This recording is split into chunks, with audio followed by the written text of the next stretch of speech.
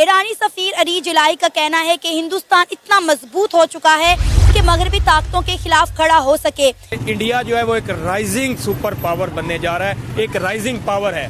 US और China के बाद किसी का नंबर होगा तो वो इंडिया का होगा। हिंदुस्तान कोई जनूबी कोरिया या ताइवान नहीं जो मगरिब के दबाव में आ जाए। और साथ ही साथ ईरान ने हिंदुस्तान को तेल फरोख्त करने की पेशकश भी कर दी है। डॉलर में ट्रेडिंग कम होती जा रही है। 18 कंट्रीज ने कह दिया है कि हम इंडियन रुपीस में ट्रेड करेंगे।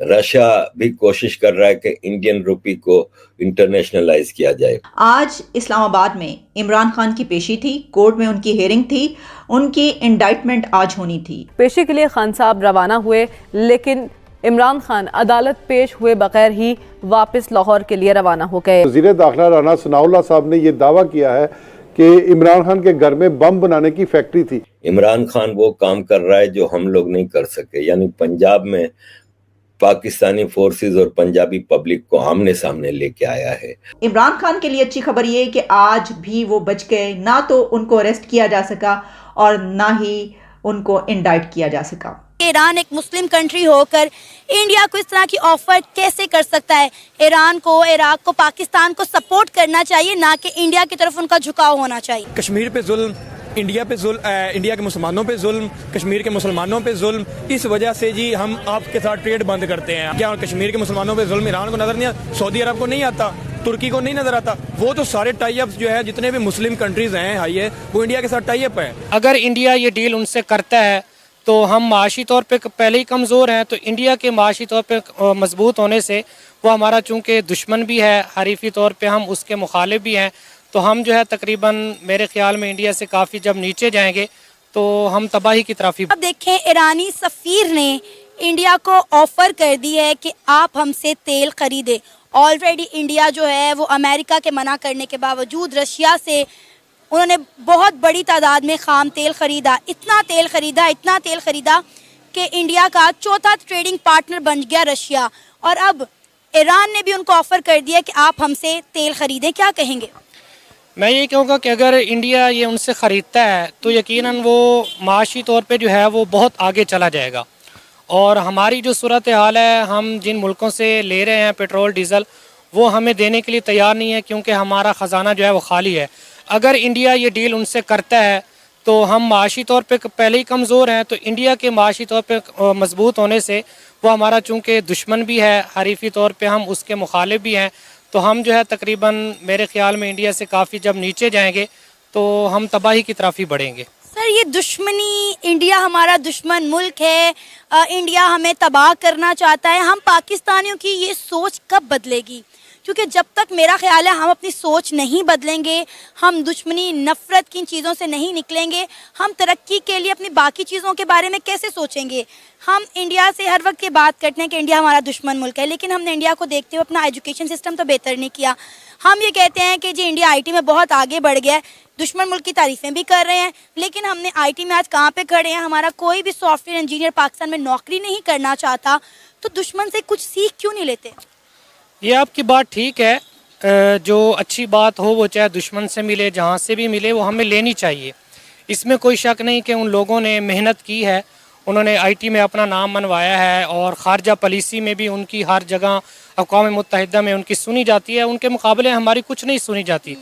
लेकिन जहाँ तक नफ़रत की बात है, मेरे ख़्याल में पाकिस्तान के और पाकिस्तानी में जो रहने वाले लोग हैं उनके दिल में इतनी नफ़रत नहीं है। इस नफ़रत का इजहार बार बार इंडिया की तरफ से किया जाता है, जिसकी वजह से जो है वो यकीनन हमारे दिल भी जो है वो धड़कते हैं, तो हम भी उस नफ़रत का इजहार करते हैं। सर, मेरा ख्याल है ये जो नफ़रत है ना, ये लोगों के दिलों में नहीं है। मैंने वहाँ की आवाम की भी राय सुनी है, देखी है, कमेंट सुन के पढ़े हैं। यहाँ के आवाम के मैं डेली इंटरव्यूज़ करती हूँ।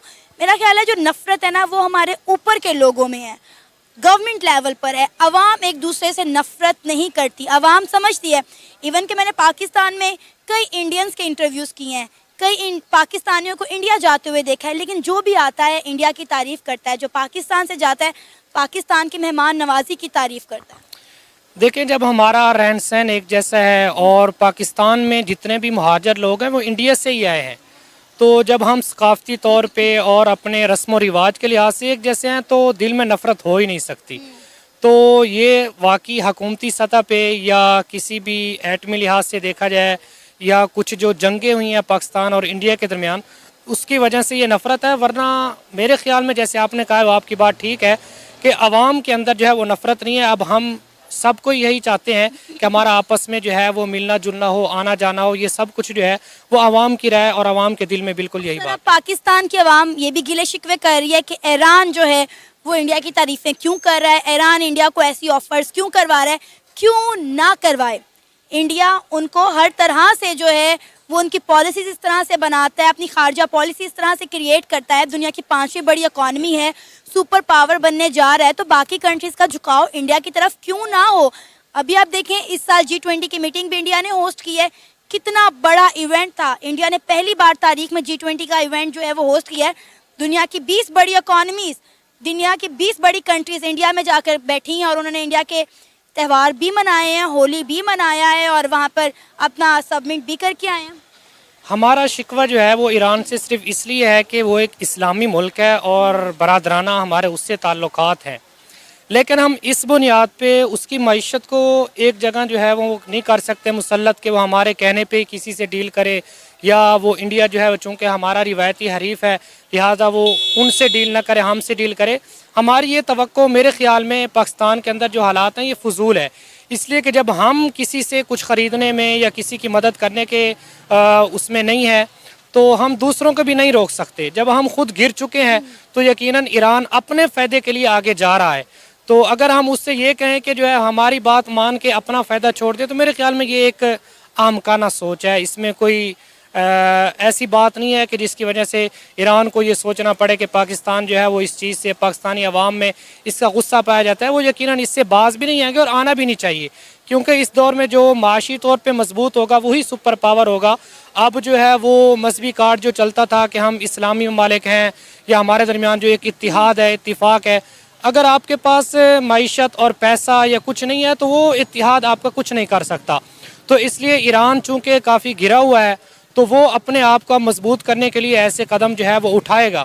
और उसने अमेरिका जैसी सुपर पावर से आपको पता है कि पिछले कुछ साल में उसने मुकाबला किया है, तो मेरे ख्याल में वो हमारी इन बातों में नहीं आएगा और हम उसको मजबूर भी नहीं कर सकते क्योंकि हम इस सूरत हाल में नहीं है। देखिए हमने कौन सा मुल्क है जिसे हमने पैसे नहीं लिए, हमने तो हर मुल्क से दाव लगाया है कि वहाँ से भी निकल आए वहाँ से भी निकल आए। तो जब आपका वो आपने बर्तन ही हर वक्त ऐसा रखना है तो डेफिनेटली हर मुल्क ने आपके ऊपर प्रेशर तो डाल